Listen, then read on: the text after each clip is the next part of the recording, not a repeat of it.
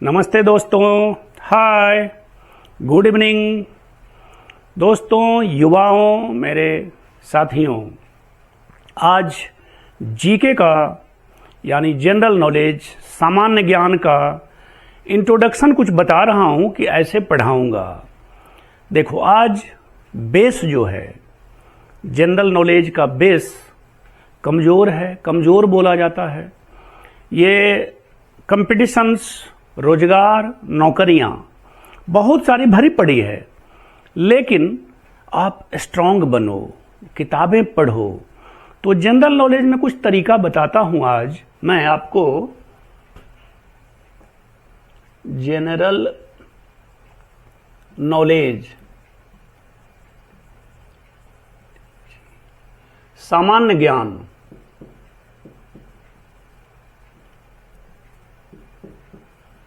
ये मैं तरीका बताता हूं कि कैसे पढ़ोगे आप सामान्य ज्ञान। मैं लगभग 16 साल से पढ़ा रहा हूं, यूपीएससी की तैयारी किया हूं, बैठा हूं। तो मैं आपको सलाह देना चाहूंगा कि सबसे पहले एनसीईआरटी बुक्स को खूब पढ़ो। 7 से लेकर 12 तक के एनसीईआरटी के बुक्स को चाट जाओ, एकदम सारे सब्जेक्ट्स का बुक। तब ये आपके कंपटीशन का एबीसीडी तैयार हो जाएगा। अगर एबीसीडी तैयार हो गया तब ना वर्ड्स बनाओगे भाई, कि ए फॉर एप्पल तो APPLE लिखोगे। तो पहले, सबसे पहले बेस बनाने के लिए 7 से शुरू करो पढ़ना। 7 की सारी बुक्स पढ़ लो, फिर 8th का पढ़ लो।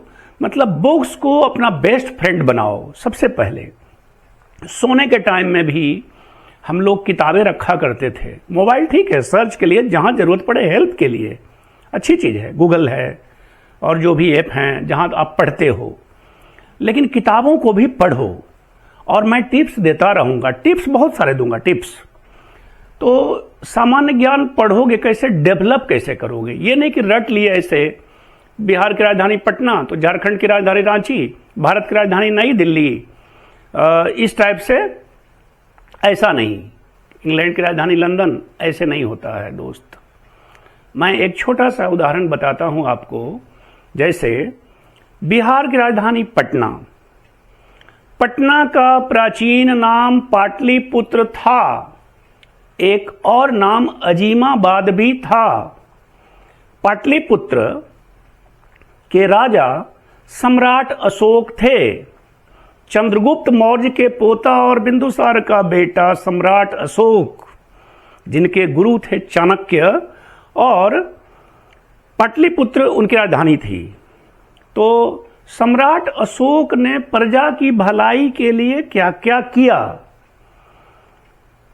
तालाब खुदवाए, सड़कें बनवाई, धर्मशाला बनवाए, पेड़ लगवाए, सड़क के दोनों ओर छायादार पेड़ लगवाए। देखो, पटना से शुरू करते हैं, राजधानी से, कि बिहार की राजधानी पटना, और इस तरह से डीप में जाते हो तो आपको याद रहेगा हमेशा। ऐसे पढ़ने का तरीका होता है।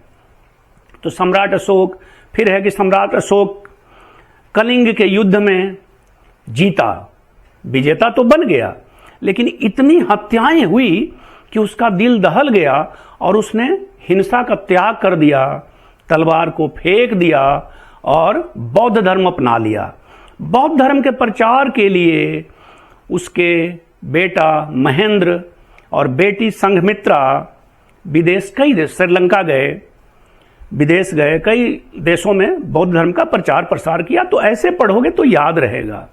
एक छोटा सा उदाहरण और बताता हूं दोस्त, कि ईमानदारी से करो, कोई भी काम करो, पढ़ाई करो ईमानदारी से, यानी बुक्स को पढ़ो और इतना थोड़ा बोल बोल कर पढ़ो, मने मन मत पढ़ो। नींद भी आएगी, थोड़ा सा बोलो, इतना जोर से बोलो कि कान तक आपकी आवाज जाए, आपकी आवाज आपके कानों तक, तो याद होगा। ये वैज्ञानिक कारण है कि ब्रेन में बहुत ही पावरफुल कैमरा है, रिकॉर्डर है, तो वो धीरे धीरे आपको याद होगा। मैं आपको बताता रहूंगा कि हम लोग कैसे करते थे तैयारी।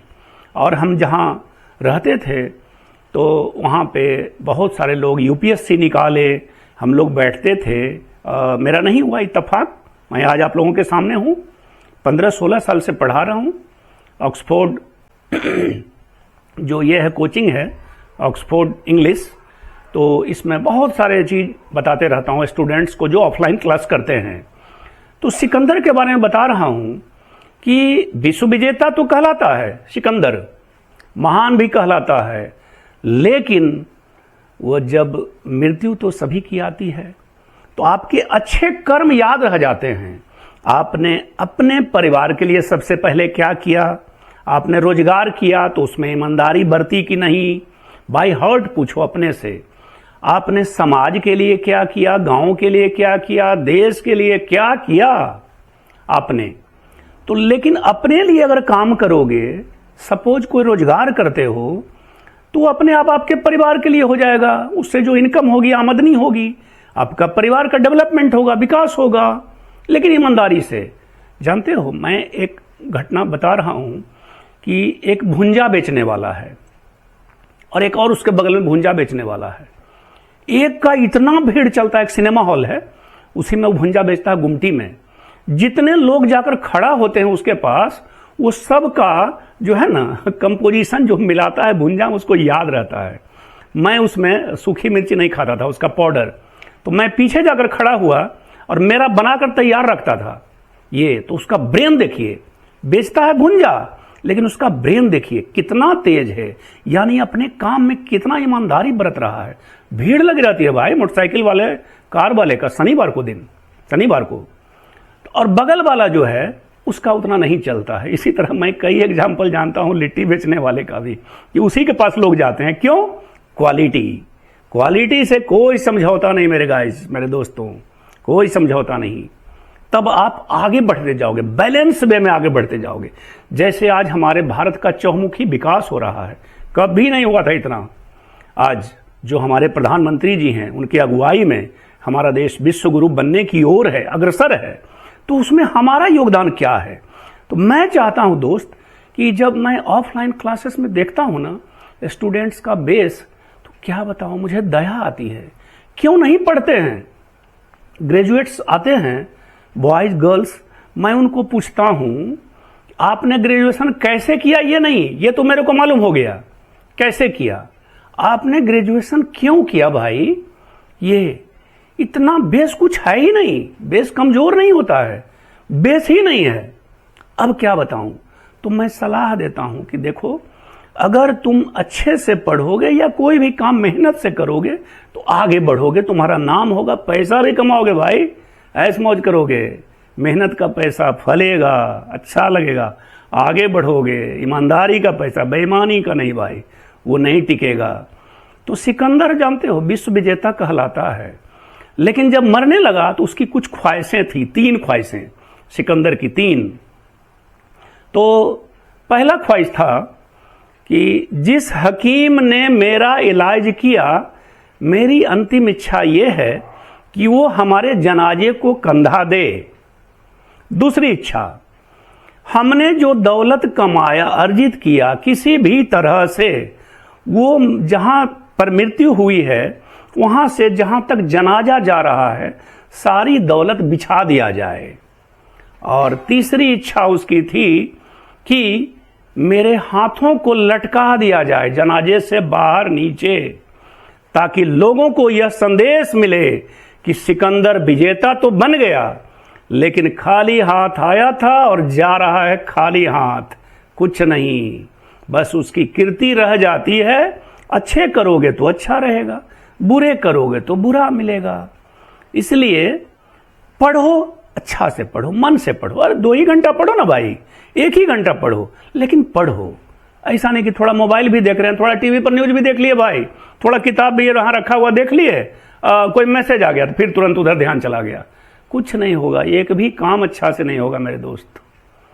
इसलिए जीके के बारे में मैं पहला क्लास में ये इंट्रोडक्शन बताता हूं, ये बता रहा हूं आप लोगों को कि पढ़ो तो अच्छा से पढ़ो, मन से पढ़ो। जिस समय सुनो, मैं जब पढ़ता था मेरे दोस्त 7 क्लास से, मेरी आदत थी कि उस समय रेडियो चला देता था। तो कुछ लोग कहते थे ये पढ़ता क्या है भाई, तो रेडियो सुनता है। लेकिन रेडियो से क्या होता था, मेरे चारों तरफ ना एक फील्ड बन जाता था, जैसे ना मैग्नेटिक फील्ड बन जाता है, चुंबक वाला। क्या मेरे को फायदा होता था कि मैं जब मैथ बनाने लगता था रेडियो स्टार्ट करता था जोर से, बाहर की आवाज नहीं आती थी, वो रोक देता था। और रेडियो में क्या बोल गया मेरे को मालूम नहीं है, लेकिन मैं रेडियो चलाकर पढ़ता था। तो देखने वाले देखते रहे, सुनने वाले सुनते रहे, बोलने वाले बोलते रहे, उसको कोई फर्क तुम्हें नहीं पड़ना चाहिए।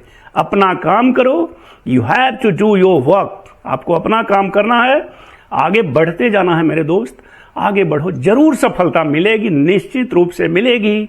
Okay, thank you. फिर अगले क्लास में मैं आपको बताऊंगा कि जीके और भी इसी तरह मैं समझाऊंगा जीके के बारे में।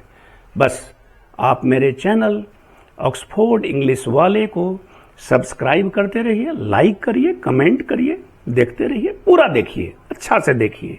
Okay, thank you, good night, have a sweet dream.